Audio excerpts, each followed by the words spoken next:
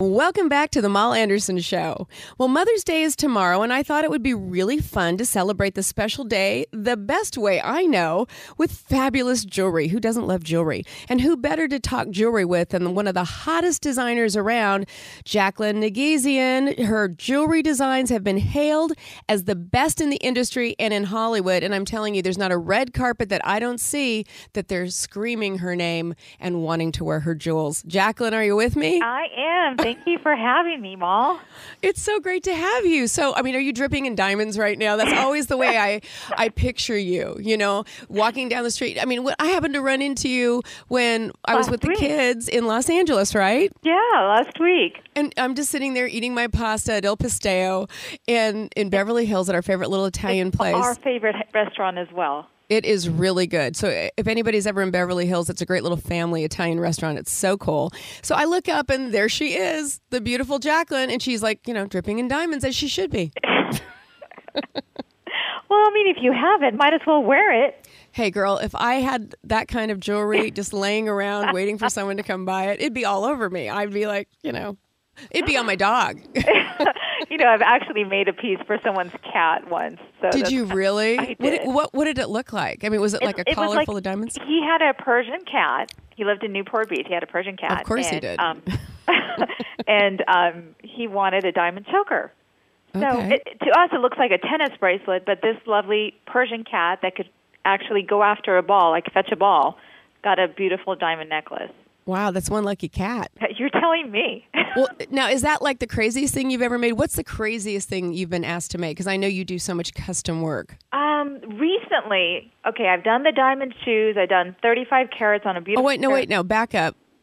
The diamond shoes. Tell us about the diamond shoes. Well, I've done a pair of YSL, and I encrusted it with just 35 carats of diamonds, black and white diamonds, and they're to die for.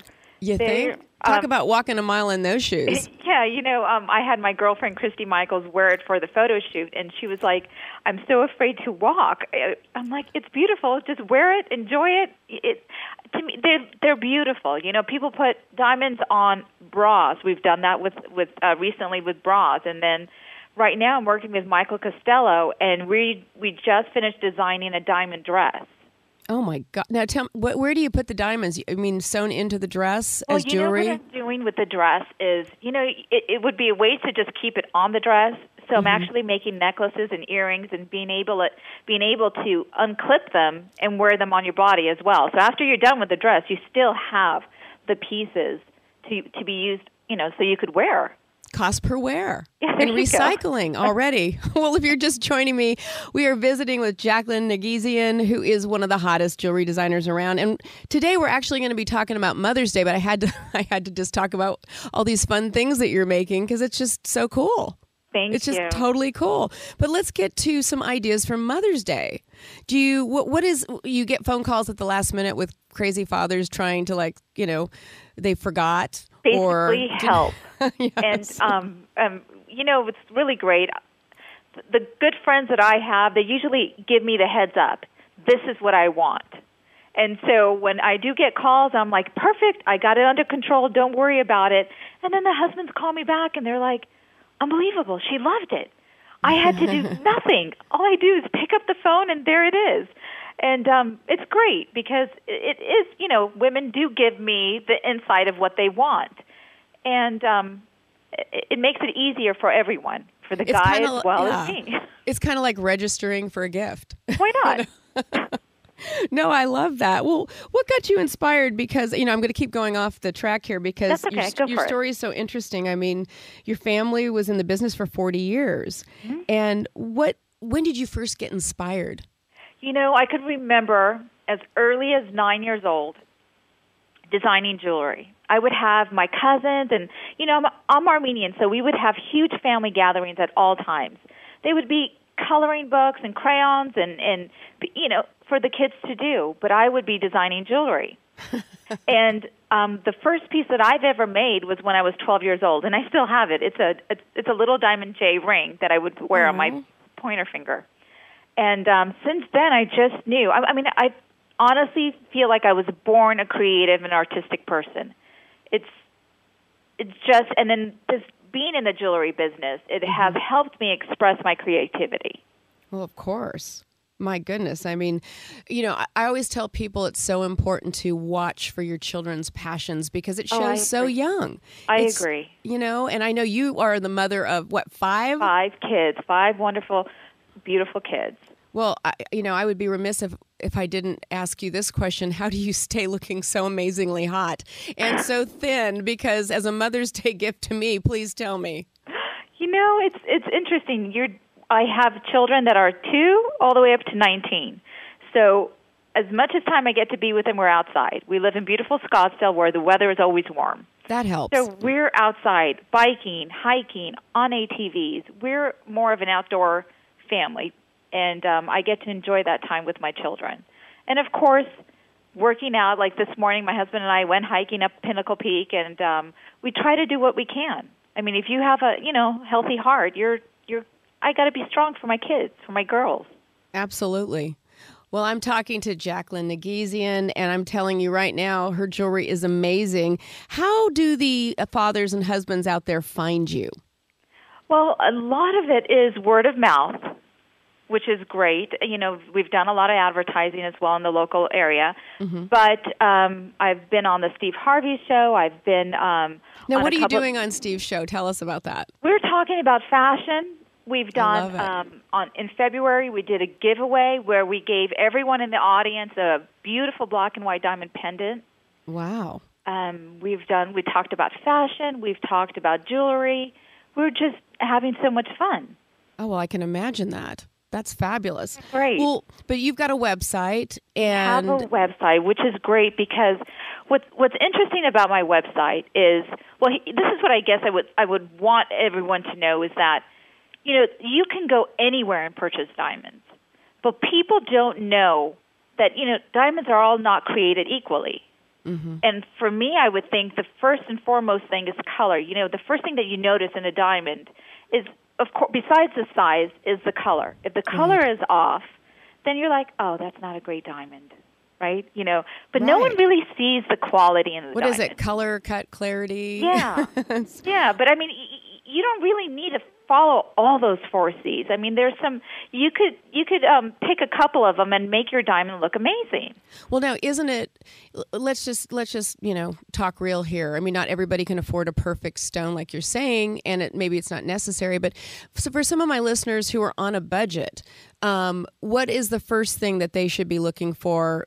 If they can't afford a Nerguizian diamond, so to speak. Here, let me give you an example. Okay. I just sold a first-timer, which I called the guys that are getting engaged pretty soon, which are my favorite clienteles. He had a budget. He's like, okay, it's not very large, but I want to buy 1.5 carat diamond. Could I do this? And I said, absolutely. It can be done.